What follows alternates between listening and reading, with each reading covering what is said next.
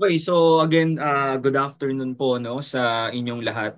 And again, this would be the last lecture for this midterm. And once na matapos natin itong lecture na to, we can now start the midterm examination next week. Okay, so the last lesson for the midterms is again one of the most controversial topics, okay, that we have in Philippine history. Okay, so hindi lang ito sa readings in Philippine history controversial, but rather I consider this topic as kumbaga kung level lang ng pagiging kontrobersyal ang pag-uusapan natin, wala na sigurong makakahigit pa sa Cavite Mutiny of 1872. Yes, controversial yung naging kamatayan ni Bonifacio, controversial yung naging kamatayan ni General Luna, but this topic right here, okay, will kumbaga ito yung topic na sa palagay ko ay mapapaisip kayo. Okay? Ano ang kinalaman ng Cavite Mutiny of 1872 sa magiging kamatayan ng tatlong pare? Okay? So medyo mahaba-haba itong talakayan na ito, pero habang ano no, habang pinag-uusapan natin ito, siguro mag-ano kayo no, mag-isip kayo ng mga katanungan, okay, na may kinalaman sa magiging talakayan natin ngayon. Na siguro kahit may kahabaan nga itong lecture natin, magkaroon tayo ng ano no, ng healthy na talakayan no para dito sa particular topic na ito. So pag sinabi nating mutiny, okay, ito ay ano no, isa itong pag-aalsa. Okay, so pag sinabi mong mutiny, sa termino, okay, ng mga pelikula, halimbawa yung sa Pirates of the Caribbean, okay, pag sinabi mong mutiny, it has something to do with an uprising, pag-aalsa. Okay? Halimbawa sa ano no sa Pirates of the Caribbean, lagi nating maririnig no, hindi man siguro lagi, pero may ilang bahagi ang pelikula, ang serye ng Pirates of the Caribbean na may sinasabi doon that the pirates, yung mga tauhan doon sa barko were planning for a mutiny. So pag sinabi mong mutiny, isa itong pag-aalsa, isa itong kumbaga hindi ka na kontento no sa pamunuan ng isang barko, hindi ka na pa kontento sa isang pamunuan ng isang halimbawa ng pamahalaan, ang ginagawa ng mga tao within that particular halimbawa yung barko na yon, ang ginagawa nila nagmumutiny sila. Okay? So, sir, ganito din ba yung situation ng revolusyon ni Andres Bonifacio, yung revolusyon ni Emilio Aguinaldo? May malaking pagkakaiba yung revolusyon nila Aguinaldo at nila Bonifacio sa magaganap na Cavite Mutiny. Bakit? Ang sentro ng Cavite Mutiny, obviously, sa Cavite. Samantalang yung kina Andres Bonifacio at Emilio Aguinaldo ay nakatuon sa pagpapalaya ng Pilipinas.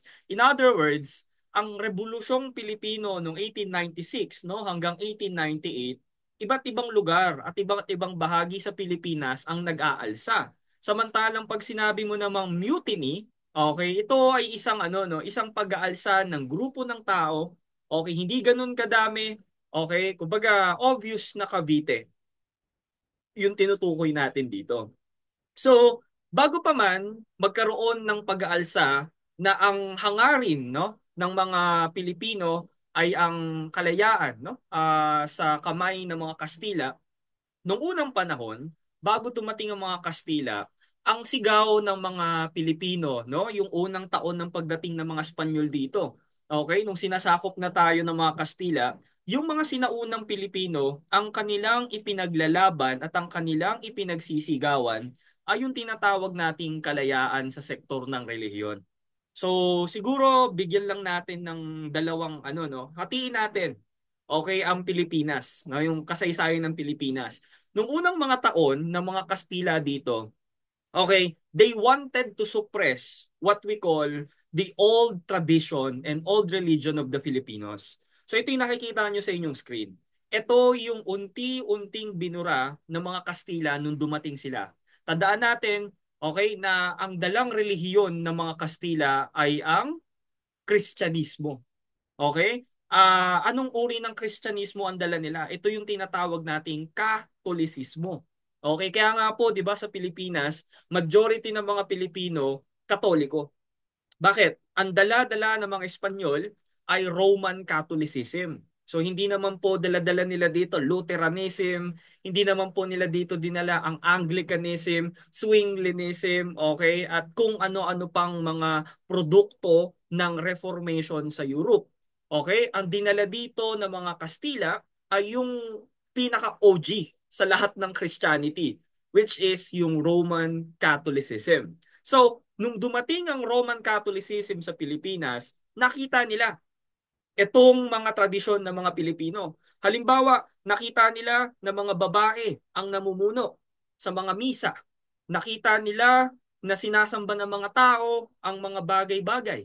Nakita nila sinasamba at ginugunita ng mga tao, yung nakikita nyo sa likod, yung mga anito, mga rebulto, okay, na parang sinisimbolismo ng mga living things sa Pilipinas, no? And dito din makikita ng mga Kastila, no, na may kakaiba silang pakikipag-usap sa mga espiritu. So nung dumating nga dito, ang daming mga pare, no, sa mga accounts, no, sinasabi may sa demonyo daw yung ganitong pagsasagawa ng panggagamot. Pero hindi nila alam, ito ay isang paraan, no, ng mabusising pakikipag-usap sa mga espiritu. Okay? So kung sa tingin ng mga Kastila masama ito, for the old tradition ng mga Filipinos, hindi ito masama. It's part of their everyday life, yung ganitong klase ng relihiyon. So anong ginawa nila? Tinanggal nila yan eventually. Unti-unti nilang tinanggal yung ganong old practice. So anong gagawin ng mga Pilipino? Okay, ang gagawin nila, they wanted to regain, okay, to go back doon sa old tradition nila. Okay, yung unang batch ng mga Katoliko ng mga Pilipino, some of them, they were not happy doon sa Katolisismo. They were not happy with their new religion. That is why some of the Filipinos, okay, talagang ano sila, no, nag-alsa sila. Okay? Pero ang pag-aalsa nila, hindi tungo sa kalayaan ng Pilipinas, but rather tungo sa kalayaan ng pamimili ng relihiyon. So isa-isahin natin, no? Yung mga nag-aklas base or batay doon sa kanilang relihiyon. So for example, we have Sumuroy of Samar noong 1650. So, si Tapar ng Panay, nakikita nyo dyan, merong buwaya, no? Sino ba yan? Si Saldico? Okay. So, mga ano to, no? Mga nag-alsa, sorry. Mga nag-alsa, okay, dahil sa hindi na sila natutuwa, okay, doon sa ginagawa ng relihiyon, no? And syempre we have Bangkaw of Leyte noong 1622. Now, sino itong mga pinuno na ito? So, ang alam natin, kilala natin sila sa kanilang mga pangalan. Pero, the leaders usually of an uprising, kilala natin sila bilang mga babaylan. Okay? So, pag sinabi mong babaylan, okay, ito yung babaeng shaman. Okay? It is a shaman or a priestess in the pre-colonial Philippines. They acted as healers, prophets, and mediums, curing illnesses and exorcising evil spirits from objects or people. So, itong mga head ng lipunan natin, no? Kasi sa lipunang Pilipino, nung dumating yung mga Kastila, nung sinakop nila tayo, okay, the head of the community was the priest. Okay? Lalaki po ang namumuno sa loob ng isang lipunan nung panahon ng mga Kastila. We call that kind of society patriarchal. Wherein, pag sinabi mong patriarchal, ito ay lipunang pinamumunuan, okay, at ngangasiwaan ng mga lalaki. Kaya nga po, 'di ba, sa simbahang Katolika, ang pinaka head of the church was a male or a pope, no, pare, kahit sa simbahan pare. Tapos nasa baba ng hierarkiya yung mga madre, okay, at iba pa. So parang walang puwang. Okay ang pagiging pare sa mga babae. Madre, yun, pwede ka. Pero pare, yan talaga pang lalaki yan. Pero bago dumating ang mga Kastila, ang pinaka-head ng mga ng lipunan natin, yes, mga lalaki, pero take a look at the slide, babae po yung mga pare, babae po yung parang ano natin, no, parang manggagamot. Babae po yung bahala sa pakikipag-usap sa mga kaluluwa, pakikipag-usap sa mga tao. Babae ang nilalapitan, ang mga babaylan ang nilalapitan ng mga pinuno ng bayan, okay, para humingi ng payo regarding sa kung ano ang pwedeng gawin, ano ang dapat isagawa at iba pa. So we call this kind of society matriarchal. Okay? Kaya nga po no, marami mga historiador kiniklaim nila, well, totoo naman talaga that the Filipino society were originally a matriarchal society. Babae po talaga ang pinaka-head, okay, ng ating lipunan, no? Ito yung mga babaylan. Kaso nga lang, we all know, okay, pagdating ng mga Kastila by 1521 sa pangunguna ni Ferdinand Magellan, and it will end to Miguel Lopez de Legazpi noong 1560s, no? Tatapusin nila itong matriarchal na lipunang ito. Okay? So, yun po, siguro kahit papaano, we're just setting the context. Okay? Yung mga Pilipino, they want religious freedom. Yun na lang siguro yung pinaka-term na gagamitin natin. Religious freedom ang gusto ng mga Pilipino. Samantalang, okay, pagpasok ng ikalabing-siyam na siglo, particular na nung 1840s, no, merong isang pare, okay, na nagngangalang Apolinario de la Cruz o mas kilala bilang Hermano Pule. Okay, kita nyo si Aljur Abrenica yan, no? So, si Hermano Pule ay isang Pilipinong pare. Okay? Bibihira po. Well, hindi bibihira, pero the usual vocation, okay, ng mga lalaki noon, either maging abogado ka o maging pari ka. Pero napaka-unfortunate mo talaga kung ikaw ay isang Pilipino at ikaw ay magpapare. Bakit? Sa lipunan at sa hierarkiya na ginagalawan ng mga pare, okay, pag ikaw ay isang paring Pilipino, okay, ikaw ay nandun sa pinakababa. Mas nakakaangat sa iyo yung mga Kastilang pare, gagawin ka nilang utusan, mamaliitin ka nila, kahit sa mata ng Diyos, ang mga pare ay iisa. Ano kumbaga, walang kinalaman ng kulay, walang kinalaman ng nasyonalidad. Okay, kumbaga, pares tayong pare eh. Regardless of Filipino ako, Kastila ka. Hindi. Parang ang nangyari sa panahon nila Apolinario de la Cruz o Hermano Pule, mga lalaking ano, yung mga Kastila, sila mas mataas sa ating mga Indio. Okay? So anong ginawa ni Hermano Pule? Ito interesting to kasi dudugtong natin to dun sa naunang mga slides. Kung ang mga Pilipino kagaya nila Bangkaw, nila Sumuroy, okay, nila Tapar, ipinaglaban ang kalayaan sa sektor ng relihiyon para manumbalik sa old tradition. Itong si Hermano Pule, kakaiba ginawa niya. Okay? Instead of revolting against the Spaniards, for them, Filipinos, to enjoy religion, ang ginawa niya, he established a church that was exclusive only for the Filipinos. Okay? Interesting to. Bakit? Ito yung unang attempt. Hindi naman siguro una. Pero ito yung isang attempt ni Hermano Pule na ang simbahang Katolika, okay, sa pamamagitan ng Confradia de San Jose, ay gawing Pilipino. Okay, kung kilala nyo sila Prospero Cobar, kilala nyo sila Zus Salazar, kilala nyo yung mga proponents ng psikolohiyang Pilipino, okay? Di ba kikita natin yung attempt na yung mga konseptong galing sa ibang bansa, yung Western concept, yung psychology, history, sociology, etc., etc. Okay, noong 1970s, noong 1980s in UP Diliman, there is an attempt, okay, na gawing sorry. Your internet connection is unstable. Ayan. There is an attempt, no, na gawing Pilipino, na gawing katutubo yung mga subjects na yan. Okay, ganun yung ginawa ni Hermano Pule. Okay, he created a religion, okay, for the Filipinos. Anong nangyari? Sa Tayabas, Quezon, tinatag niya yung konfradiya na yan. Ang problema, nalaman ng mga Kastila, nalaman ng mga pare, pinersecute sila. Hinanting sila, guys. Okay? And then, noong 1841, by 1841, sila po ay pinagpapatay. Okay? So, 2 decades, 2 decades tuloy, 2 taon ang lumipas, 2 decades, that's 20 years, no? Okay. Lumipas ang 2 taon, no? 1843. Kasi 1841 to eh, yung pagkapatay sa sa mga taga-Tayabas, pati si Hermano Puli guys pinatay diyan. Pinagtataga yung katawan niya, pinagchachap-chap.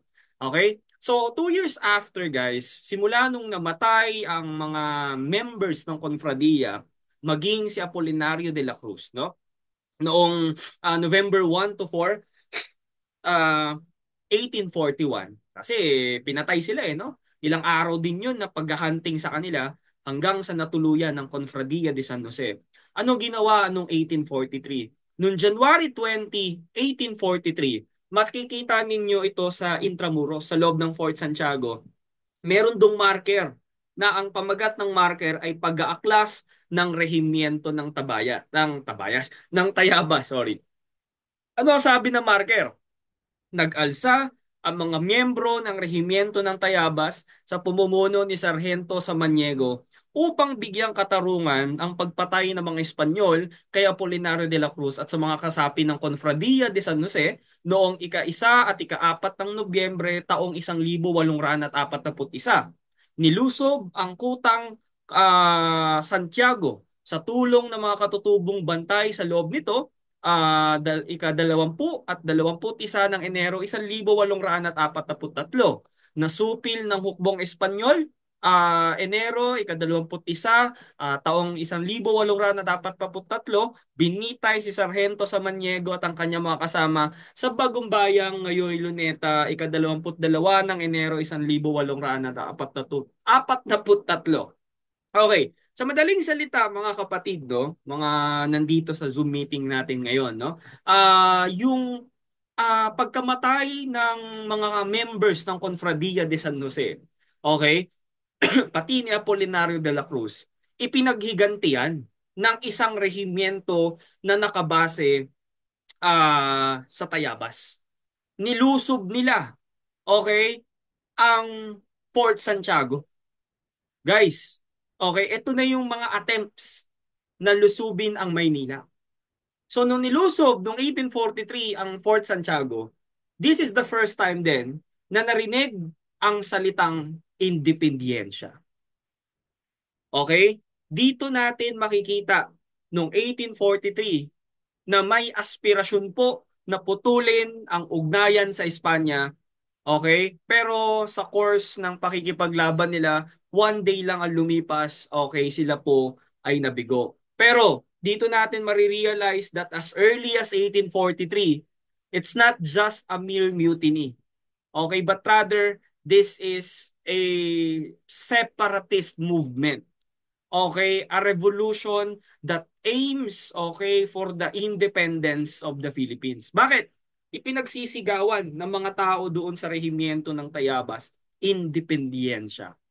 Okay? At ito, no, ito na yung pagdudugtong-dugtong nating ng mga kwento. Ayon sa paniniwala nga ng mga ilang historiador, mga kapatid, no, itong si Hermano Pule, bago yan mamatay noong 1841, meron siyang nakakausap na isang pare sa Maynila. Okay? And ang tansya ng ilang mga historiador dito, na impluwensyahan ni Hermano Pule itong pari na to na nagngangalang Father Pedro Sebastian Pelaez. Okay? And itinuturing si Pelaez no na one of the pioneers, okay, of all that is happening sa Pilipinas mula 1872 hanggang 1898. Okay? Kasi lahat ng pakikipaglaban na yan ng mga Pilipino, meron niyang pinag-ugatan na isang movement. Ang tawag natin sa movement na yon ay secularization movement, or in Tagalog, we call that secularization. Okay? So pag sinabi mong secularization, isa itong this is a process wherein the Catholic Church, okay, yung mga simbahang Katolika dito sa Pilipinas, dati kasi pinamumunuan yung mga simbahan na yan ng mga Kastila. Bihira ka makita ng Pilipinong pare na nagmimisa. Okay, ang maririnig mo lang palagi ay mga Kastila. So, the secularization movement, ang aim ng secularization or secularization, ang aim niyan is ang mga simbahan ibigay sa mga Pilipinong pare. secular. Ibigay sa mga paring sekular yung simbahan. Sa madaling salita, this is an attempt, okay, by Pedro Sebastian Pelaez gawing Pilipino ang simbahang Katolika. We call that secularization. Okay? For it to happen, kailangan natin ng susuporta sa movement na to. Noong 1869, there is a Governor General in the Philippines who supported this kind of idea. Talagang sumuporta siya sa mga Pilipinong pare. He gave his word to them that time will come, mabibigyan din sila ng simbahan. This is the liberal Governor General of the Philippines noong 1869, Carlos Maria de la Torre. Pero tandaan natin, ang mga liberal sa panahon ng mga Kastila hindi tumatagal. Ano nangyari kay De la Torre? After 2 years, pinalitan siya. Ang pumalit, si Governor General Rafael de Izquierdo noong 1871. He's not a liberal, unlike Carlos Maria de la Torre, but rather Izquierdo is on more of a conservative Governor General. And we all know what a conservative means. Pag sinabi mong konserbatibo, ano yan, ayaw niya ng mga ideyang liberal, ayaw niya ng ililipat sa kung saan-saan yung mga ahensya. They were by the book. They were just, parang strictly speaking, more on rules sila talaga. Mahigpit ang mga conservative compare sa mga liberal. Kasi once you have experience sa liberal government, for example, what we have is a democratic type of government, under ng democracy is liberalism. Okay? Yung pagpapalaya ng kaisipan, liberal. Okay? So, we have these two kinds of Governor General noong 1869 hanggang 1871. And siguro skip muna natin sila. Ipunin nyo lang tong part na to, naiwan nyo lang sa mga utak ninyo, and then later we'll talk about this one. So medyo ano lang tayo, commercial break lang. Okay, tandaan natin na nung panahon ng mga Pilipino or ng pre-colonial Filipinos, tayo ay wala pang relihiyon talaga. No? Wala pa tayong Roman Catholicism. Okay, ang meron lang tayo, mga relihiyon na nakabase sa nature, sa mga anito, and we have the babaylan as the head, okay, of this kind of rituals and itong mga traditions and customs. So, nung dumating ang mga Kastila, ang pumalit sa mga babaylan ay mga praile, mga lalaki. So, from a women who is the head of the parang yung society in terms of spirituality, okay, napalitan niya ng mga lalaki. Okay, and syempre sa lipunan ng mga Kastila, lalaki talaga nagdodomina. Bawal nga mag-aral ng mga babae. Hanggang primaryang edukasyon lamang sila. Pero meron ako idadagdag dyan. Bakit? Ang mga praile, alam naman natin, ang trabaho nila ay sa simbahan lang. Pero alam nyo ba, merong isinulat si Marcelo H. del Pilar o mas kilala bilang Plaridel, okay? Isinulat niya yung La Soberania Monacal. Ano ang ibig sabihin ng La Soberania Monacal and Filipinas? Ang ibig sabihin lamang po nito, mga kapatid, no, sa Ingles ay monastic supremacy. So, ang Pilipinas nung panahon ng Kastila, whether you like it or not, okay, ang Pilipinas po nung panahon ng mga Kastila, tayo po ay pinamumunuan ng tinatawag na monasticism.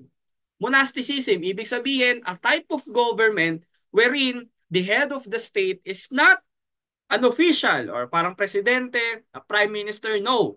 When you are under a monastic supremacy or when you're under the belief of monasticism, okay, ang pinaka-head of the state, ang pinaka-head ng bawat lugar sa Pilipinas were the friars.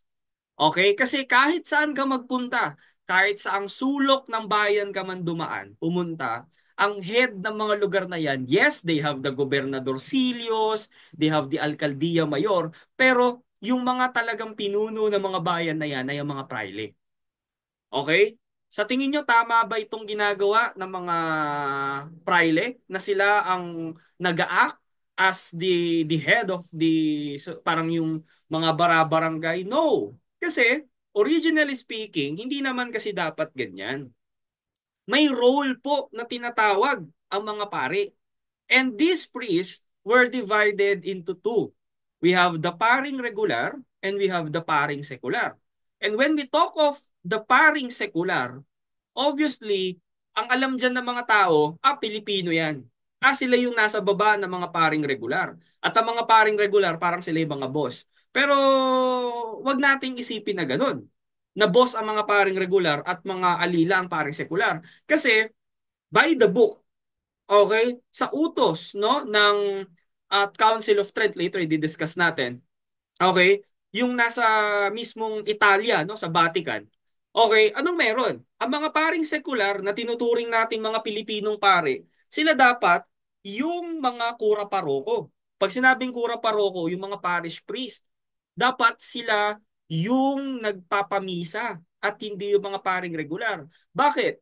According sa Council of Trent noong 1545 hanggang 1563, meron pong kategorisasyon, okay, doon sa trabaho. There's a division of labor between the regular priest and the secular priest. So, yung mga regular priest, ito yung mga Kastila. So, yung mga regular priest, ang trabaho talaga nila ay yung tinatawag nating pagmimisyon. Mission work. Okay? Kaya nga po, 'di ba? Usually maririnig nyo 'to sa mga teachers ninyo. Kung meron pa kayong Rizal, baka marinig nyo 'to, mga misyonero. So pag sinabi mong mga misyonero, automatic they were regular priests. Okay? Bakit? Ang trabaho ng mga regular priests ay magmisyon. Sir, ano nga yung magmisyon? Ano yung misyonero? Ano yung mission work? Sa madali lang 'yan, napakasimple lang. Dumating ang mga Kastila dito, mga non-believers pa yung mga Filipinos, nandadatnan nila. So technically, kailangan mo silang binyagan para maging Katoliko. Yun ang isa sa mga bahagi ng pagmimisyon. Ang magbinyag, ang magdoktrina sa mga tao, magbasa ng salita ng Diyos, and then once na nakapagmisyon ka na sa isang lugar, at meron ka nang na-train to become the secular priest, okay, that is the time that the regular priest should transfer to another place and continue his mission. Okay, ang magbinyag, magbahagi ng salita ng Diyos, and so on and so forth. Okay? And then, on that process, may maiiwan na Pilipino doon. Yung Pilipino na yon, sila yung magsisilbing pare.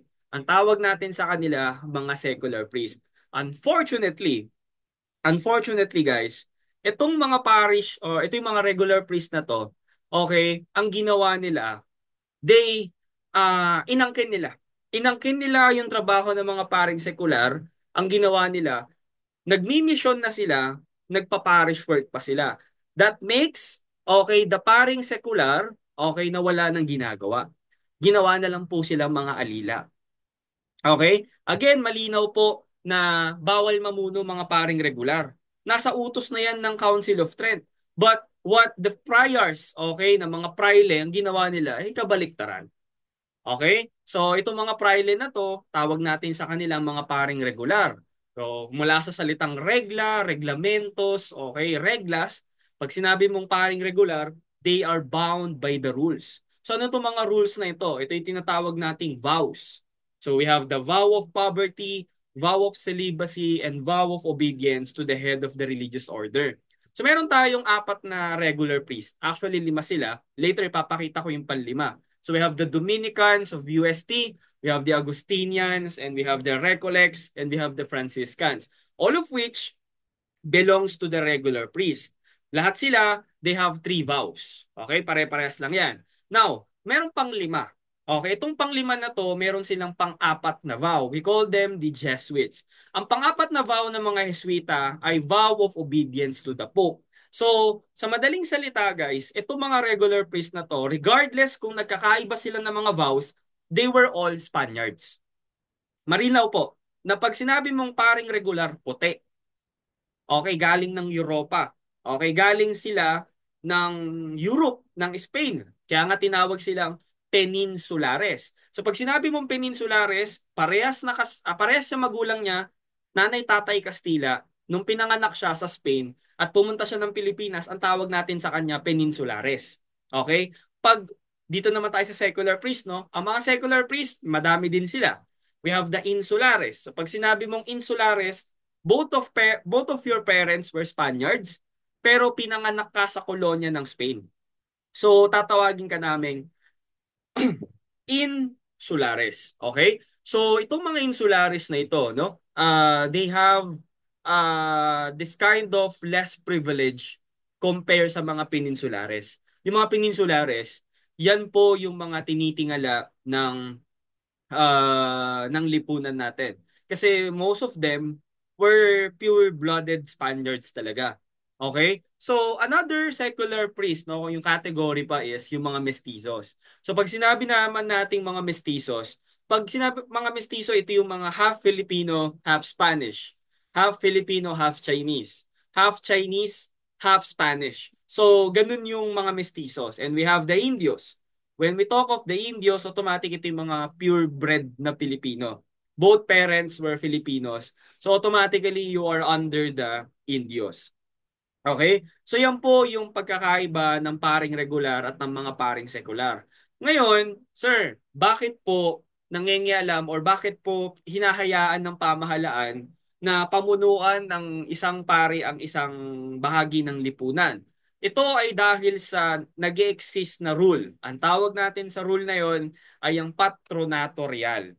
Okay, ano yung patronato real? Ang patronato real, mga kapatid, ay isang practice kung saan ang mga taong simbahan or ang simbahan ay maaaring, ay maaaring mangialam sa affairs ng pamahalaan. Ganun din, ang pamahalaan, meron din silang karapatan na mangialam sa affairs ng simbahan. So, sa panahon kasi natin ngayon, we are practicing what we call the separation of church and state. And nung panahon ng Kastila, they have the patronato real. So moving on to the story of the secular priest, no? Noong 1786, okay, ang nangyari diyan is nag-away si Charles III ng Spain, hari ng Espanya, at si Pope Clement XIII. Okay, ang nangyari, nag-away sila. Okay, Charles III, sobrang galit niya sa Santo Papa. At ang pinanggali or pinagbuntungan ng galit ni Charles III ay ang mga Heswita. Kasi nga, meron silang pang-apat na vow. Vow of obedience tuloy. Vow of obedience to the Pope. Sa madaling salita, ito mga paring regular na to, no? Even though they were Spaniards, okay, hindi pa rin papakampante si Charles III. So pinatalsik niya yan sa Pilipinas at ano nangyari sa mga naiwan na paring regular? Yung mga parokya na iniwan ng mga Iswita, so sa madaling salita, may mga simbahang pinamumunuan. Itong mga Jesuits na to. So ang iniwan na simbahan ng mga Jesuita ay napunta sa mga Recollects o mga Recoletos. At ito namang mga simbahan na hindi na ma-handle ng mga Recollects ay napunta naman sa kamay ng mga paring sekular. Imagine guys, from the start of 1789, okay, from the start of 1786 pala, sorry, from the start of 1786, okay, nangmumuno sa mga simbahan pala ay mga paring sekular. So that's the year, okay, na nag-start na yung pagdidistribute ng mga simbahan sa paring sekular. But 9 decades after, okay, by 1859, bumalik po sa Pilipinas sa mga Jesuits. So ano nangyari? Binalik ng mga Recoletos yung simbahan sa mga Jesuita at binawi naman po ng mga Recoletos yung simbahan nila na nandun na sa mga paring sekular. So this is a domino effect. Nung dumating yung mga Jesuita, eventually nawalan po ng simbahan ng mga paring sekular. So there is a call for secularization. Okay, parang nakalimutan na ng mga paring regular kung ano yung napag-usapan sa Council of Trent. So pinaglaban yan ni Father Pedro Sebastian Pelaez. Unfortunately, okay, habang nasa loob siya ng Manila Cathedral noong 1863, lumindol at nabagsakan po siya ng mga debris ng Manila Cathedral. Namatay si Pedro Sebastian Pelaez. Pero hindi naman papayag si Pelaez na mawalang bahala na lang ang kanyang ipinaglalaban. Meron po siyang mga minentor, meron po siyang mga kasakasama dito sa pakikipaglaban na ito. So, ito ang pinakasikat na tatlong paring martir, Gomez, Burgos at Zamora. Pero alam nyo ba, kaunting chika lang po, no? Itong larawan na nakikita nyo sa inyong harapan ay hindi po ito ang orihinal. Bagkus, ang orihinal ay yung nasa kaliwa. May dalawa pa silang kasamang lalaki. Okay na mga pari din. Pero ito nga, one of the earliest, sabi nila, no, earliest photo, we call this photo manipulation, was seen dito sa Gumburza. Tinanggal yung dalawa nilang kasama. Okay. So, ayan, pero alam nyo ba, ito yung tatlong pare, so may dalawang ano dyan, no? Hindi naman natin masyadong kilala, pero yan yung parang talagang kasama nila sa larawan. At ito yung naiwan sa atin. So, yung nasa gitna, we call him Father Mariano Gomez. Yung katabi niya, on the left, we have, on the right pala, we have Jacinto Zamora, and we have yung nakaupo, that is Father Jose Burgos. Okay? So, sila po yung magpapatuloy ng laban ng secularization. Okay? Ulitin natin, pag sinabing sekularisasyon, ito yung pagsasa Pilipino ng simbahan. Ito yung pagbibigay sa mga Pilipinong paring sekular ng kakayahan at ng karapatan, karapatan, no, karapatan na lang, para mga muno at mga siwa ng mga misa sa isang simbahan. Kaso nga lang, itong tatlo na to, sa katunayan guys, hindi na nila kailangan yung kanilang ipinaglalaban. So, hindi na nila, kumbaga, bakit hindi na nila kailangan ng sekularisasyon? Ito ko sa dahilang, si Mariano Gomez po ay kura paroko na sa Bacoor, Cavite. Nagdimisa na yan doon, guys. Si Jose Burgos naman po, mataas na din ang posisyon sa Manila Cathedral. Ganon din si Jacinto Zamora na nagpapalipat-lipat ng bayan, okay, para lang makapagmisa mula sa Pasig, Marikina, hanggang sa Lipa, Batangas. Yan po, no, mga kapatid, yung mga lugar at ito yung mga dahilan kung bakit hindi na nila kailangan yung kanilang pinaglalaban. So, we have this idea na siguro some of you would agree na dahil hindi na nila kailangan yun kasi meron na sila. E paano naman yung iba? Kaya nga po nila pinaglalaban kasi para makinabang ang lahat. Okay? So itong tatlong pari na to, very unique ang kanilang mga background. So we start with Mariano Gomez. Mariano Gomez was born in Santa Cruz, Maynila, and then when he took up his parish or parochial work, okay, siya po ay nadestino dito sa Bacoor, Cavite. So sa Bacoor, Cavite, nakilala si Mariano Gomez bilang isa sa mga mahuhusay na builders ng bayan ng Bacoor.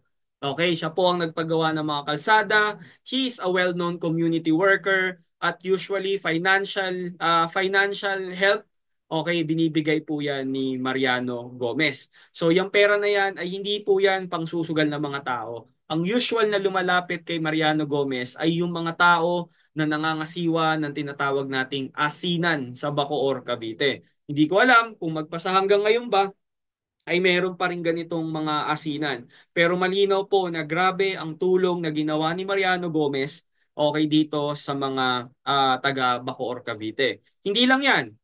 Naging isang kilalang personalidad si Mariano Gomez dahil sa kanyang pakikipag-usap kay Luis Parang.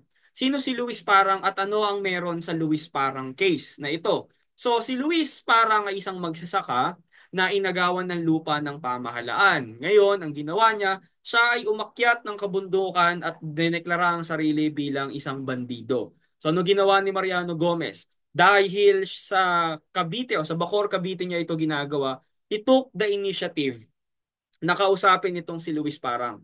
So sinabi niya, bumaba ka na riyan sa bundok, pumunta tayo ng Malacanang at doon tayo mag-usap. Which is a success, no, for Father Mariano Gomez. And there's parang meron lang ako din napansin, no? Sa pangalan ni Mariano Gomez, the usual spelling is letter Z. Pero alam nyo ba, there is a time in the life of Mariano Gomez, instead of letter Z, he uses the letter S. First reason is that meron daw siyang kapangalan na Mariano Gomez kung letter Z. At isang dahilan din kung bakit letter S ang gagamitin niya kasi ang letter Z ay Espanyol. Okay, letter S is for Tagalog. Tagalog siya. S tapos Z. So yung Z sabi diyan ano siya no? Tanggalin mo yung Z para maging Tagalista ka. So pag sabing Tagalista, expert sa salitang Tagalog. So the next priest that we're talking about is love na love ito ng kanyang nanay. And nasabi ko nga sa inyo, dalawa lang naman pwedeng puntahan or tatlo. Either maging doktor ka, maging abogado ka, o maging pari ka. And ang pinili ng bata na to, gusto niya daw mag-abogado. But sabi ko nga, iba ang tadhana kung kumilos. Yan ay naging pare itong bata na to at papangalanan natin siyang Jacinto Zamora. So si Jacinto Zamora ay pinanganak sa Pandacan, Maynila. Magkabatch yan sila ni Father Jose Burgos sa seminaryo noong 1863 hanggang 1864.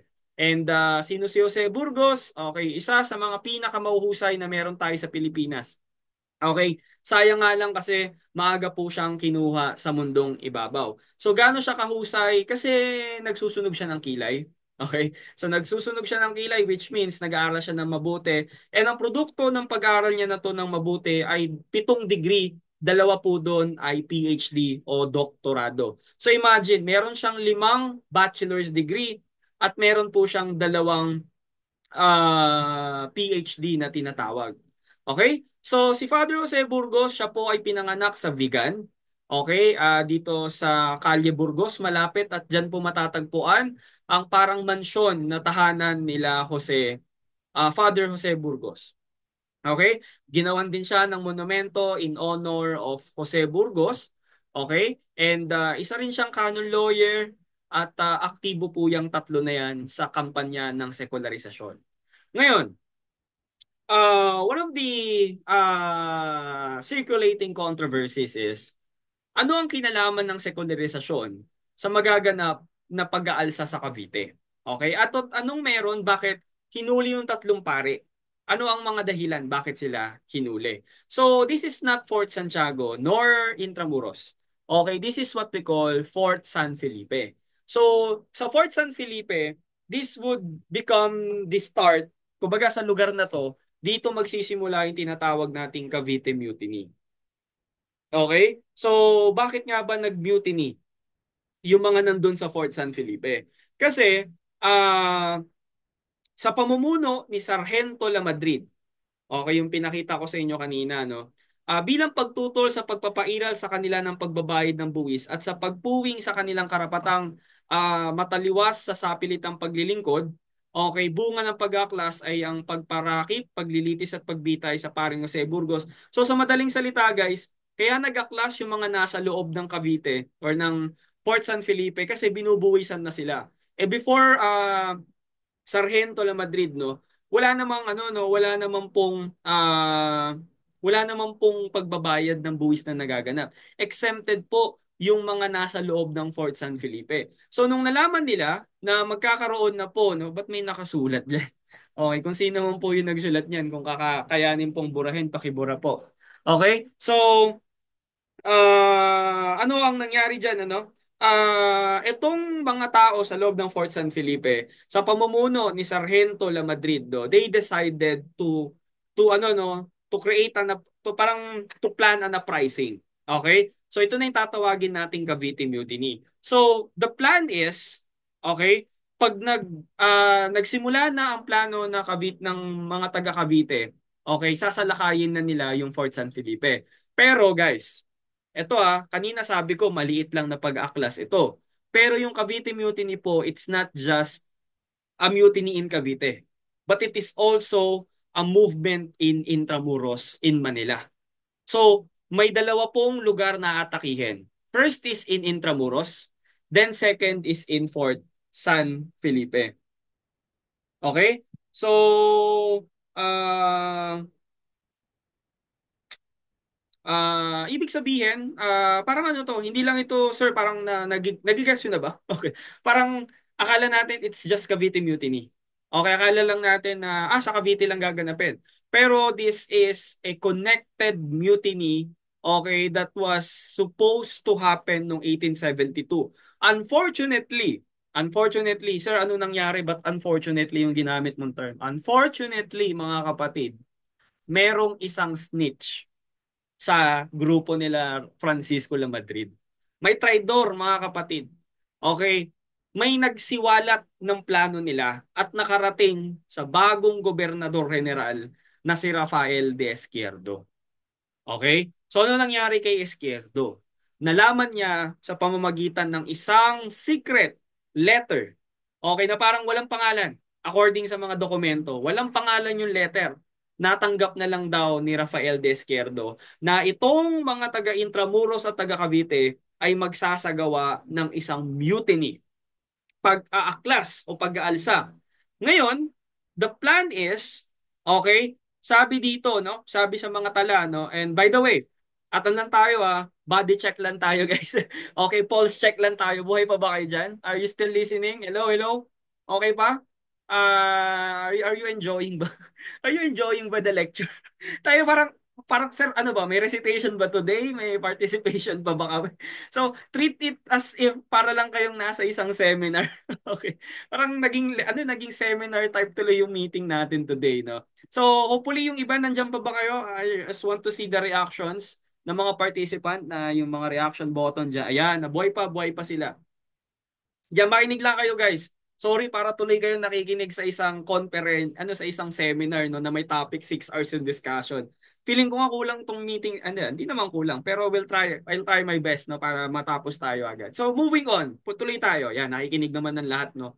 So nabasa niya yung sa letter no. May letter. Tanggap niya yung letter. Magmumutiny ang mga taga Intramuros at ang mga taga Cavite. So here's the plan. Ito yung plano, paparinig ko sa inyo. Yung plano nila guys, nila Sargento La Madrid, ganito lang kasimple. Okay, all ears ha, all ears. Ang plano nila, yung mga taga-Intramuros, they will start the mutiny. Sa kanila manggagaling yung simula. Sa kanila manggagaling yung hudyat na pag naka-atake ang Manila, saka atake ang Cavite. So parang yung Cavite, they will depend dun sa mangyari sa Manila. Okay, here's the plan. Ang plano, susunugin ng mga taga Maynila yung Tondo. Okay? Sir, bakit may magaganap na pagsusunog? Bakit susunugin ng ilang bahagi ng Tondo? The reason on this plan is napakasimple lang din. Pag nasunog ang Tondo, yung Spanish infantry, imbes na ang focus nila ay sa Intramuros, they will shift towards Tondo. So some of the Spanish soldiers, siyempre mangyari dyan, lalabas ng Intramuros.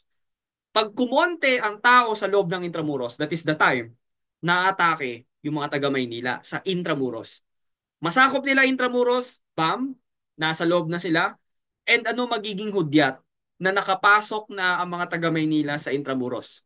Magpapaputok sila ng kanyon doon sa bahagi ng Intramuros na makikita ng mga taga Cavite. Guys, there's a place in Intramuros. Okay, if you went to Intramuros and if nakapunta ka na ng Cavite sa Fort San Felipe, okay, makikita mo na halos adjacent lang sila.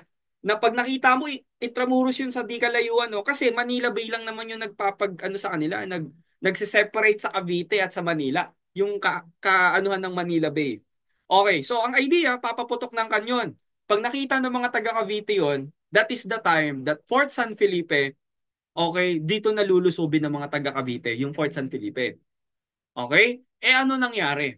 Sabi ko nga kanina, 'di ba? Si Rafael de Izquierdo, natanggap niya yung letter ng snitch na ito yung plano namin. Okay? So ano nangyari? Guys, hindi ito natuloy. Hindi natuloy yung plano. So hindi natuloy yung pagsusunog sa Tondo, hindi natuloy yung pagpasok sa Intramuros, at lalong hindi natuloy yung pagpapaputok ng kanyon. Paano yun, sir? Bakit nagkaroon pa rin ng Cavite Mutiny of 1872? Ito na nga. Ito na yung kaso. Okay. So kaso, kahit hindi natuloy yung sa Maynila, matutuloy yung sa Cavite. And here's the funny thing about this. So, ang hudyat lang natin guys ay kanyon. Kanyon lang ang hudyat natin. What happened is, during the time, okay, na sana aatake yung mga taga Maynila sa Intramuros, nagaganap naman po yung piyesta sa Sampaloc. Ito na, kahit ako natatawa pa rin ako every time that I discuss this one. This is one of the heaviest coincidence na pwedeng mangyari sa mga taga Cavite, at Maynila. So, nagaganap yung piyesta sa Sampaloc. I forgot kung sino tong ginugunita sa Sampaloc, but it is has something to do with Mama Mary. Okay, so ayun na nga, nangyari. Nagpipiesta. So habang nagpipiesta sa Sampaloc, hindi mawawala dyan ang paputok. Paputok is one of the parts of the festivity. May nagpaputok. Kwitis. Iba't ibang mga paputok. Guys, alam nyo ba? Mula sa Cavite, nagpaputok yung mga taga Sampaloc. Aba, natanaw ng mga taga Cavite yung mga paputok. And they thought that is the signal. Okay, akala nila yun yung signal ng mga taga Maynila na napasok na nila yung Intramuros. Unfortunately guys, okay, that's not the signal. Even though hindi yun yung signal, okay, nagpatuloy pa rin yung mga taga Cavite. They went straight to Fort San Felipe not knowing that Intramuros were not attacked by Filipinos there. Okay, ano ginawa ni Rafael de Izquierdo? one must prepare for any event. Napaghandaan niya na guys. Yung puwersa sana na mag-i-stay sa Intramuros, pinapunta niya ngayon ng Cavite. So, yung ilang oras na pamamalagi nila sa Regento La Madrid sa Fort San Felipe, biglang dumating yung puwersa nila Rafael Desquerdo and eventually the Cavite Mutiny were defeated. Okay, sobrang saglit lang. So imagine, dahil sa traidor within the ranks of La Madrid, bumagsak ang Cavite Mutiny. Okay? So ano nangyari? Matapos ang pag-aaklas, ay nagkaroon ng malawakang pag-aresto sa mga hinihinalang miyembro ng Cavite Mutiny. So yung mga officials, yung mga nagkakampanya sa liberal reforms, nagkakampanya ng secularization, and syempre, one of the highlights ng mga hinuli was the three martyred priests. And these three martyred priests, sila pa po tuloy ang tinuturo ngayon na mastermind ng Cavite Mutiny.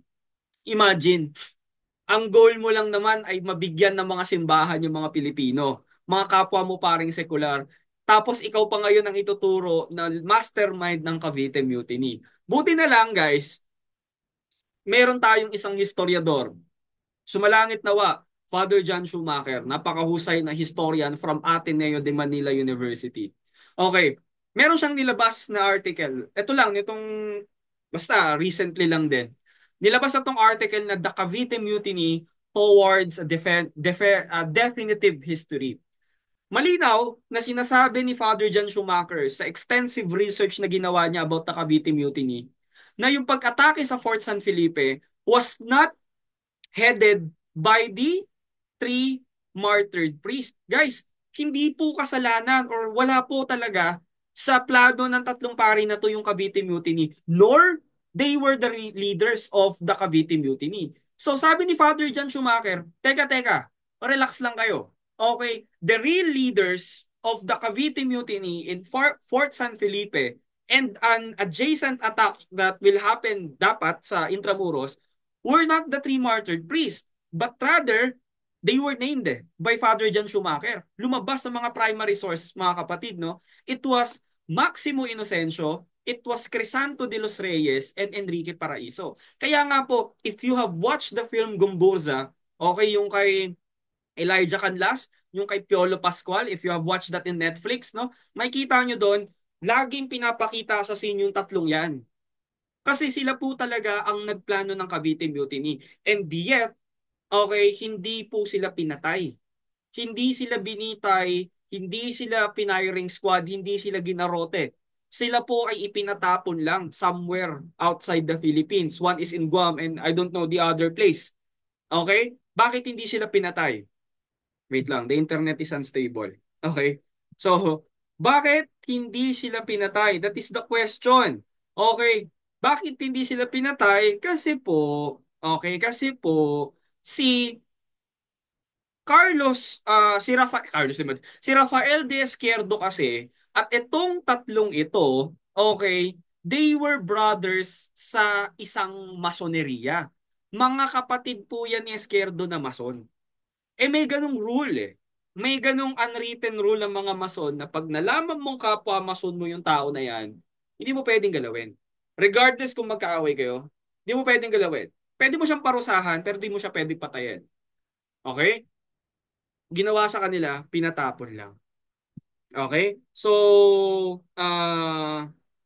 nung ipinatapon, okay, eto, yung tatlo kanina, Maximo Inocencio, Crisanto de los Reyes, at Enrique Paraiso. Anong ginawa? Kaya nga tinawag na three martyred priest. Kasi hindi naman talaga nila kasalanan. So hinuli yung tatlong pare and well documented po yung pagkakahuli sa kanila maliban sa isa. Okay? So, meron pong golden snitch. Again, ang kasaysayan ng Pilipinas ay punong-puno ng mga traidor. Okay? Punong-puno ng mga snitch. Okay? Mga snitches. Okay? So, may golden snitch. Okay? One of the reasons why the three martyred priests were implicated dito sa Cavite Mutiny. So, merong isang nanggangalang Francisco Saldua. Okay? Ang lumapit sa mga otoridad. Originally, member siya ng Cavite Mutiny. Sundalo siya doon. Okay? Kaso nga lang, Gusto niya pag dumating sa panahon na itinuro siya, bumaba yung sentensya sa kanya. Makaligtas siya sa kung ano mang ipaparusa sa kanya. So he decided, okay, hindi ako magpapahuli. Okay, kumbaga, kung magkakaroon man ng pag-aaresto at nandun yung pangalan ko, uunahan ko na sila. I will present myself sa mga Kastila. Which is, yun nga yung ginawa niya. Prinesenta niya yung sarili niya sa mga Kastila. At alam niyo ginawa niya? Meron siyang sinabi na meron daw siyang sulat na natanggap kay Father Burgos na nag-uudyok itong si Father Burgos sa masa na mag-alsa. Okay? So, nung nalaman niya ng mga Kastila, hinuli si Father Jose Burgos. Okay? So, siya yung isa sa mga unang hinuli. Kasi member daw siya ng Cavite Mutiny at yung letter sa kanya nakapangalan. Hinuli din si Mariano Gomez. For the very reason that Mariano Gomez, okay, dahil siya ay veterano ng pare, sorry, ang kati ng likod ko guys, wait lang. Ina- Inaano ko ng pangkamot, no, wait lang. Ang kati talaga daw kapag-discuss ng maayos. Anyway, moving on. Okay, hinuli si Mariano Gomez. It's because veteranong pari na siya eh. May katandaan na rin. And the idea is, malapit sa kanya yung mga tao. So baka may makuha tayo sa kanya, sabi ng mga authorities. Baka may alam siya about the Cavite Mutiny. Baka may nagkumpisal na sa kanya about the Cavite Mutiny. Malaman natin who is really the person behind this Cavite Mutiny. So hinuli si Father Gomez. And ang malala lang kasi doon, na ano pa, parang nagkaroon pa ng suspecha nga kasi may mga nakitang armas, may mga abandonadong bangka doon sa paligid ng kanyang bahay, naglalaman ng armas. Okay? Ngayon, yung isa pa sa mga hindi ko alam kung ito ba ay legit, no? Kasi si Nick Joaquin, one of the controversial writers in the Philippines. Yes, kinikilala natin siya as one of the greatest writers. Pero Nick Joaquin is sa disiplina namin sa kasaysayan, medyo tagilid talaga siya. Okay? Kasi wala siyang footnotes. Di ba pag nagsusulat kami sa history, usually dapat may footnotes. Lagi may footnotes. Kasi if you don't have any footnotes, ang hirap magsabi ng isang statement tapos hindi alam kung saan nanggaling yung particular na sinabi na iyon. So, sabi ni Nick Joaquin sa Question of Heroes niya, si Jacinto Zamora daw ay isang accidental victim. Bakit? Originally kasi, ang dapat nauhulihin dyan ay kapangalan niya, Jacinto Zamora din. So, nagkataon na yung mga authorities, they went straight ahead dun sa bahay ni Jacinto Zamora. Okay? So, pununtahan nila yung bahay ni Jacinto Zamora kahit hindi naman talaga siya yung uhulihin. So, naghalughog yung mga otoridad sa loob ng bahay niya and what they discovered is a small letter. Isang maliit na papel na naglalaman ng mga salitang ito. Ano yung laman ng letter? Los amigos vendrán bien previstos de balas y pólvora. Okay? So itong itong mga salitang ito, pag translate natin yan sa English, yan po ay nangangahulugang friends will come well supplied with bullets and gunpowder. Okay? So, nung nabasa yan ng mga otoridad, okay, nakita nila na balas, ipulbura, okay, hulihin nyo yan, yung tao na yan. Kasi bakit ka magdadala ng bala at pulbura, pari ka. Not knowing, according to Nick Joaquin, na yung balas ipulbura pala, mga kapatid, ay isang imbitasyon lamang sa sugal. So, kumbaga parang isa itong ano, no, pag if you wanted to invite a person sa isang sugal, sabihin mo sa kanya, dalhin mo ang bala at pulbura. Ayun. So nahuli si Father Zamora at dito tuloy natin nalaman na si Father Zamora ay isang sugarol. Okay? So hinuli sila at inilagay sila sa Intramuros sa may Fort Santiago and doon nakakulong yung tatlong pare, minamadali ni Rafael Desquerdo ang mga bagay-bagay. Hinuli sila January 20, around that day, the 1872 January, they will be executed February 17, 1872. Ilang linggo lang. Wala nang trial, may trial, yes, pero hindi ganoon katagal. Ang bilis ng trial nila. So what Rafael Desquerdo did was he went to Manila Cathedral to meet Archbishop Gregorio Meliton Martinez.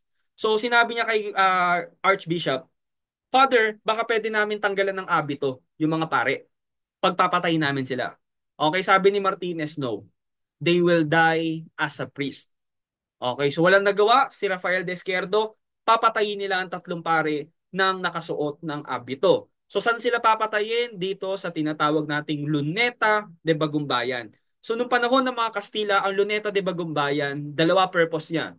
One is, it is a park, yung mga alta sociedad na tinatawag o yung mga alta, mga mayaman. Kaya naririnig yung salitang alta. Okay? Ang alta, it came from a Spanish term na yung alta sociedad. Na ang ibig sabihin, ito yung mga mayayaman sa loob ng society natin. So this is a place where Filipinos, Indios, okay, mestizos, okay, yung mga alta, yung mga mayayaman, okay, dito sila nagsasalubong lahat. This is a park that is open for all. Unfortunately, one of the dark side of Luneta de Bagumbayan, which is Rizal Park today, this is an execution site. This is where public executions were held. Dito pinapanood ng mga Pilipino yung mga execution ng mga nagkasala sa estado, yung mga kagaya nila Gomez, Burgos at Zamora, kasi intended ito, okay, itong lugar na to as a place of reminder sa mga Pilipino na if you will do the same sa pamahalang Kastila. If you will revolt, if you will set a mutiny, if you will not follow the orders of the Catholic Church and even the colonial government of Spain here in the Philippines, okay, what you will watch or witness, okay, the death of a person will happen to you also. Okay, so parang yung idea na, sige, let's open this execution for all. Panoorin ninyo. So this is a way, a tool, okay, a strategy of reminding the Filipinos na wag niyong gagawin. Okay, wag na kayong magtangka kung ayaw ninyong matulad sa kanila.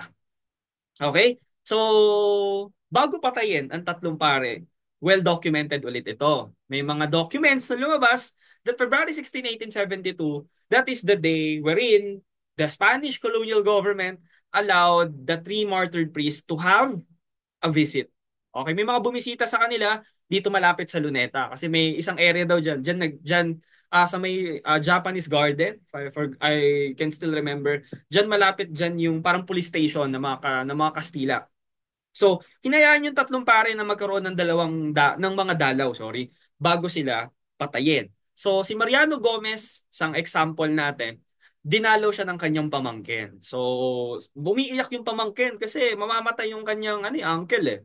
Okay, sabi niya, anak, huwag kang lumuha sapagkat ang tunay na namamatay or nagmamahal sa lupang tinubuan na hindi namamatay sa higaan. Okay? So the very idea of Father Mariano Gomez is, it's okay, my son. Ganun. It's okay. Mamamatay ako, hindi sa higaan. Mamamatay ako na parang ipinaglalaban ko ang bayan. Okay? So okay lang sa kanya. He accepted his fate. Tinanggap niya na ng buo. Si Jose Burgos, kakaiba to. Okay? Hindi naglalayo edad namin ni Father Jose Burgos. Wait lang, check nga natin kung ilang taon na tong si Burgos na to. Ay, ito ko na wala sa isip ko ilang taon na tong tao na to eh. Okay, tingnan natin na Jose Burgos. Okay, check natin na Jose... Ba't ganun? Jose Burgos. Okay. Jose Burgos was only, sige nga, 35 years old nung siya ay namatay sa Luneta de Bagumbayan. Okay, 35 guys. Imagine ako, 27 na ako. That is 8 years lang yung gap naming dalawa. So medyo bata pa yan, no? Medyo bata pa, di naglalagay edad namin.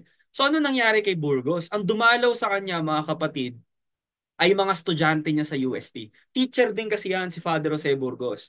At syempre, si Jacinto Zamora, he played, si Enchong D ang gumanap na Jacinto Zamora sa film na Gumburza. So makikita nyo dyan na talagang nilisan na siya ng kanyang katinuan, iniwan na siya ng kanyang sarili at tuluyan ng nabaliw sa loob ng kulungan. Kinabukasan, February 17, 1872, syempre, it is announced that the three martyred priests will be executed sa pamamagitan ng garote. So, makikita natin in Luneta that there is a spot right there na merong dong parang marker that they were be executed they were executed by strangulation. So, pag sinabi mong strangulation, mamamatay yung tatlong pare sa pamamagitan ng pagsakal. Pero, what is the reality o kayang katotohanan, hindi sila mamamatay sa sakal. Ang garote po ay isang execution device na kung saan hindi po sasakalin ng leg mo. Bagkos, parang may tornilyo na tatama sa spine mo at babaliin yung buto na nandun sa likod mo. And then instant death siya. Okay? So isasalang ang tatlong pare sa Luneta de Bagumbayan. May entablado, okay, para makapanood ng lahat. Okay? So ang unang binitay ay hindi po kabilang sa tatlong pare. Ang isa sa mga unang binitay ay yung nagsumbong sa mga otoridad. That is Francisco Saldua. Okay? So guys, may mali ako sa pagko-construct ng PowerPoint ko dito. Don't ano na lang no, wag niyo na lang munang sundan. Pero it's not in order. Okay? Binitay naman si Mariano Gomez. So si Mariano Gomez, nagsabi pa siya bago siya isalang diyan sa Garote, sabi niya, pupunta ako sa isang lugar na niyang pagkahulog ng mga dahon sa lupa ay nasa kagustuhan ng ating mahal na Diyos. Okay? Inikot ang Garote. Ayan. Ayan, okay, okay. Nawala ako, sorry. Naputol, naputol. So let's continue. Gulat naman ako na wala. Excuse me po. Wait lang let's... bakit kasi nawala? Let's continue. Yan. Okay. So, tuloy natin. Ayan. Okay. So, sabi ni Mariano Gomez, no, parang tanggap niya na ng kanyang magiging kamatayan. So, yan, inikot ang Garote, bam, patay si Mariano Gomez. Ang ikatlong binitay, sumunod na si Jacinto Zamora, tuluyan na talaga siyang iniwan ng kanyang sarili. Wala siya sa ano niya, wala siya sa katinuan nung ginarote siya. So, namatay na lang din siya na parang wala din, parang namatay na lang din. Okay, inikot ang Garote, then bam, patay. Then bibitay naman si Jose Burgos. Ito si Jose Burgos, medyo interesting din yung naging kamatayan niya. Kasi nung siya ay papatayin, parang ang ginawa niya ay nagpupumiglas, nag-iiyak, nagsisisigaw. Sumisigaw siya na, Diyos ko, okay, walang kasalanan. Okay, tapos may isang pari din na sumagot doon sa crowd na si Yeso Cristo man ay wala ring sala. So sumagot siya na duwag. Okay, so inikot ang Garote, then namatay si Jose Burgos. Ngayon, yung naging kamatayan ng tatlong pare, nung nalaman to, no, nila Father Archbishop Meliton Martinez, nung nalaman nila na ginarote na yung tatlong pare, namatay na sila, pinatugtog po yung mga kampana. Okay, kabilang naman nila katedral at ang mga kasamang ano no, mga kasamang simbahan within Intramuros. Pinatugtog nila yung kampana nila in honor of the three martyred priests. Okay? So, ano nangyari sa secularization movement? Saan napunta ang ipinaglalaban nila Jose Burgos, Jacinto Zamora at Mariano Gomez? Huwag kayong mag-alala. Kasi yung ipinaglaban nila, okay, may mga sumunod na henerasyon, kabilang na yung mga estudyante ni Jose Burgos na kasakasama nila na ipinaglalaban nga itong secularisasyon na to. So, si Jose Burgos kasi, meron niyang mga estudyante. At itong isang estudyante niya, okay, ay merong kapatid. So, your internet connection is unstable. Antayin lang po natin ulit. Okay. So, itong estudyante nito ni Jose Burgos, meron itong nakababatang kapatid. Okay? So, itong nakababatang kapatid niya na ito, eventually, would learn about the death of the three martyred priests. Kasi lagi yung kinikwentuhan ng kanyang kuya kung papaano namatay ang tatlong paring Burgos. Napuputol yung ano, nawawala kami ng internet. Wait lang guys. Okay, so sige, tuloy na natin to. Kaano naman. Anyway, so dito nalaman niya na pinatay yung tatlong pare. They call it the Terror of 1872, kung saan talagang kinakatakutan ng mga tao ang taong 1872 at isa nga sa bilin no sa pagkainan ng pamilya nila anong estudyante ni Burgos na wag ninyong babanggitin ang taong 1872, no? So wag na wag ninyong sasabihin ng 1872. Yan ang bilin ng kanilang tatay. And eventually, okay, itong bata na to na pinagkikwentuhan ng kanyang kuya na naging teacher si Father Jose Burgos, eventually would grow up as someone who will continue fighting for the freedom of Filipinos, and his name is Dr. Jose Rizal. Yung kuya kasi ni Dr. Jose Rizal, Pasiano Mercado, was a student at UST. Okay? So, ano siya, no? Kumbaga, UST ba yung school? Basta, he became a student of Jose Burgos and talagang na-influensyahan itong si Pasiano Mercado ng parang liberal mindset na meron si Burgos. And then eventually, Pasiano Mercado would pass that kind of knowledge to Rizal and eventually, Rizal would be reminded of how influential the three martyred priest is. No? So ano ba yung pinaglalaban ng tatlong pari na to? Alam natin secularization. But for Rizal, it's different. The influence of the three martyred priests is ganito siya kalalim para sa kanya. Kung hindi dahil sa mga nangyari sa Cavite noong 1872, yung pagkamatay ng tatlong pari yan, wala sana ngayong Plaridel. Wala sana ngayong Haina o Sansiangco at si Rizal sana ngayon ay isang Heswita. At sa halip na sulatin ng Noli Me Tangere ay ibang aklat ang isinulat. Sa madaling salita, in his letter in April 18, 1888 to Dr. Ferdinand Blumentritt, his best friend, no, sinasabi niya na all because of kumbaga it is all because parang pagpapasalamat do sa tatlong pare kung hindi dahil sa inyo okay hindi magiging ganito si Dr. Jose Rizal ngayon. Kaya naman po nung isinulat at ipinublish niya ang El Filibusterismo, okay dinedicate niya yung ikalawang nobela niya na kasunod ng Noli Me Tangere sa tatlong paring martir. Kaya naman po no, pag sinubaybayan natin ang kwento ng Noli Me Tangere at ng El Filibusterismo, makikita natin Noli Me Tangere, it's more of love. Okay, it talks about the life of Maria Clara, the life of Ibarra, how Ibarra, okay, were blindsided of the fact that the society that he is living hindi ganun kaganda, okay, hindi ganun ka perfect, etc. etc. And then nung tinanggalan ng pribilehiyo si Ibarra sa mga huling kabanata ng Noli Me Tangere, he would return in El Filibusterismo as Simon na mag-aalahas, wherein Simon would become a person full of hatred.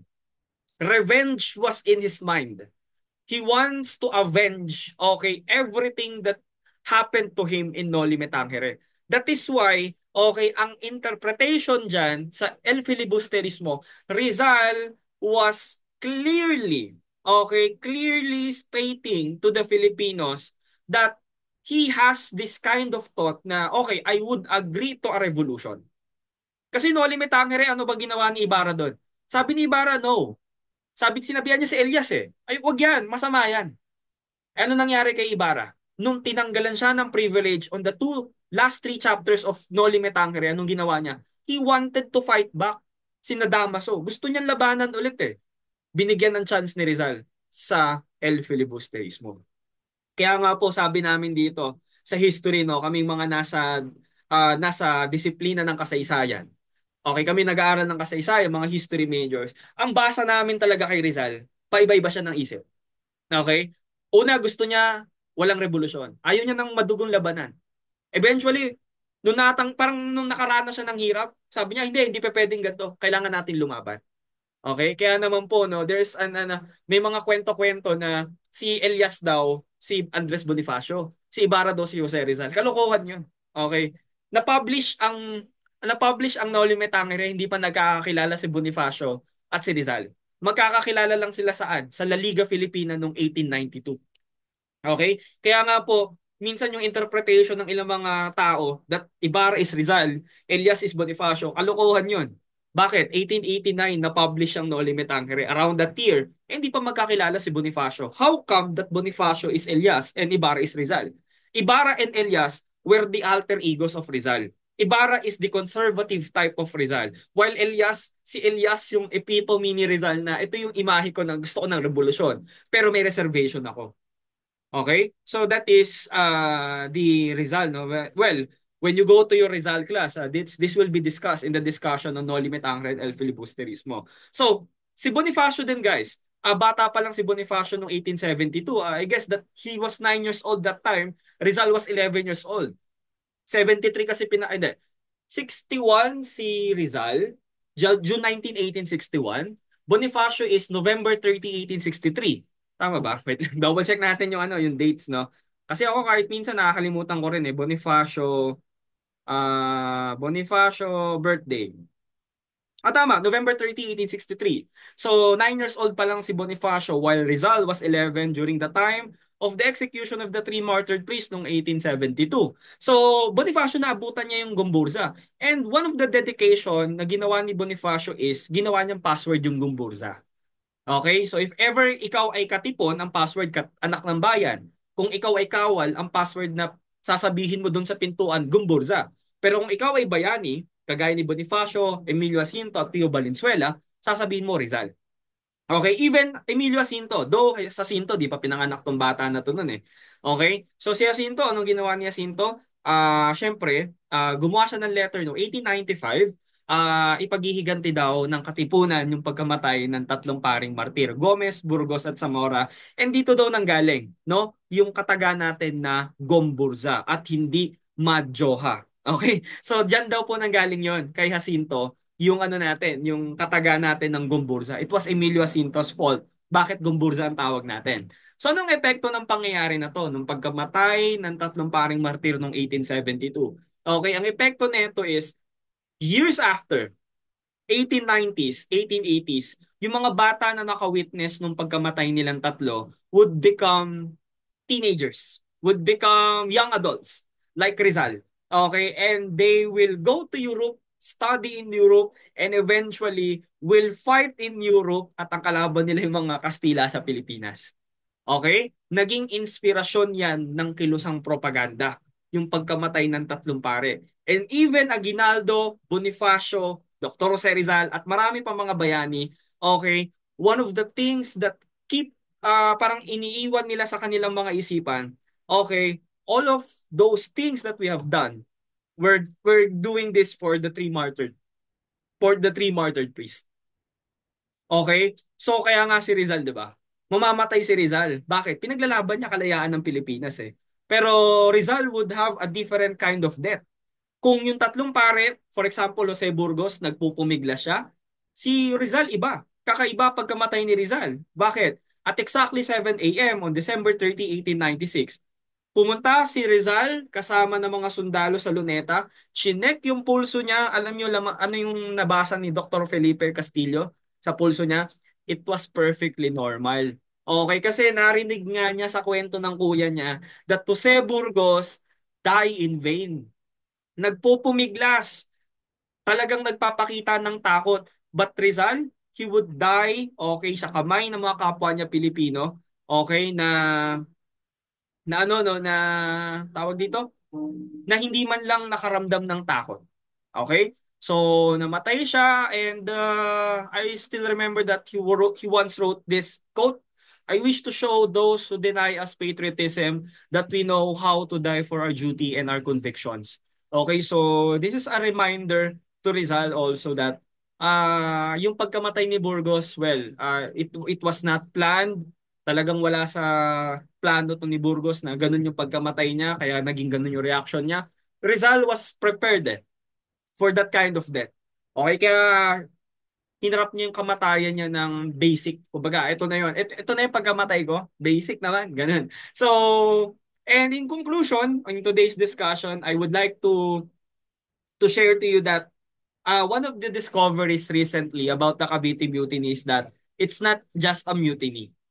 But the Cavite Mutiny of 1872 is a part of a planned separatist revolution. So ibig sabihin pala guys, it's not just about the taxpayers in Cavite.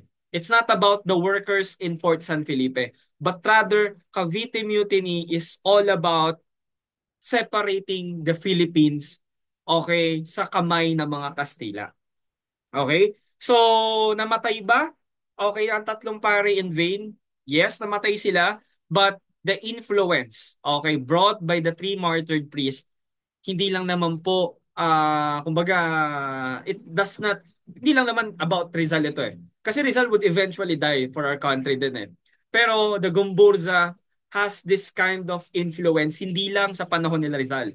Sa panahon din natin ngayon, we can still see, okay, remnants, okay, yung mga memories of the three martyred priests. You go to Luneta, nandun pa rin yung monumento dedicated to the three martyred priests. You watch a film, okay, there's a film, Okay, noong 2014, ang Bonifacio ang unang pangulo ni Robin Padilla at ni Daniel Padilla.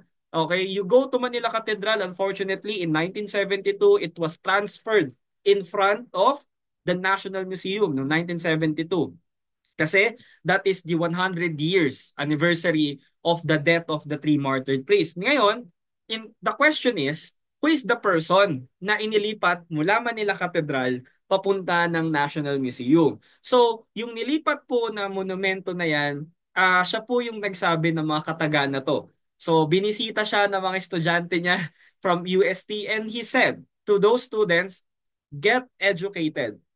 Learn from older men what they know.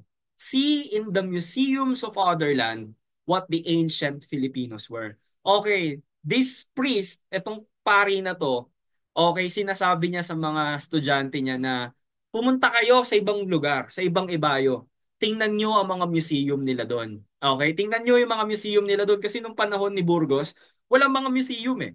Okay, tingnan niyo kung gaano kayaman ang kasaysayan natin, kung gaano kayaman ang kultura natin, makikita nyo sa mga museo.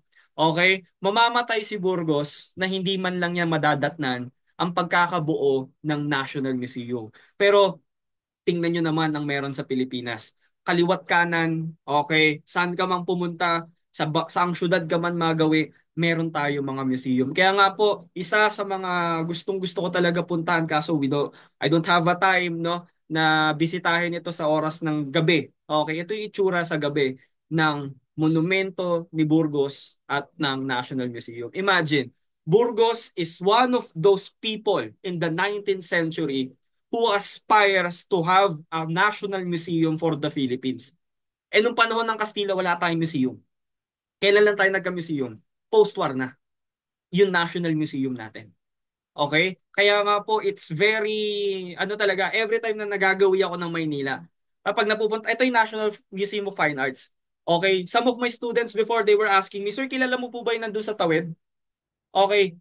So every time na I have this time to discuss yung Gumburza, I always put this kind of part of the lecture even though it's not relevant sa topic natin. Pero kasi si Burgos ang isa sa mga bulto ng mga Pilipinong bayani na naghahangad na magkaroon tayo ng museo.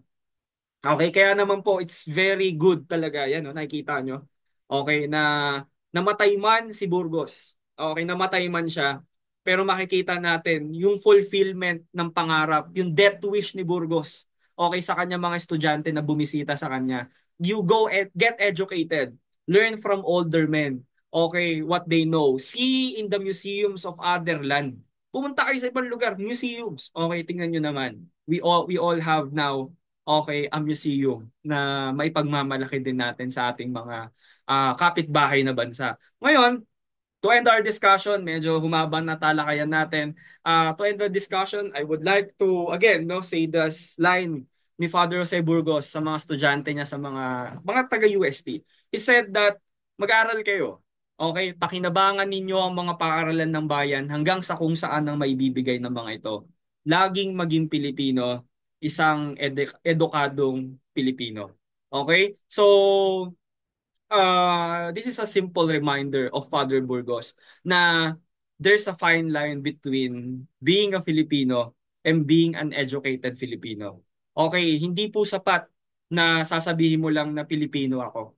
Okay? Pilipino ka nga, pero sinong sinusuportahan mo? Okay, so everything is political. Okay? Sinasabi mo, I'm proud to be Pinoy. Okay? That's why my support is to Duterte. Support is to BBM. For what is happening today, okay? Dapat maging educated ka. Okay, imagine, nandyan na yung mga ebidensya sa harap mo. Okay? That those mining companies that were opened, kaninong administration yon? And yet, you say that you are still proud to be Pinoy? Na ang pagiging Pinoy ay pagsuporta kay yung nasa dahag, okay? Yung mga nasa pamahalaan ngayon, mag-isip-isip ka. Okay, kasi babatukan ka ni Burgos kung lagi mo lang sasabihin, ako'y Pilipino, Noipi ako, proud to be Pinoy. No. Be an educated Filipino.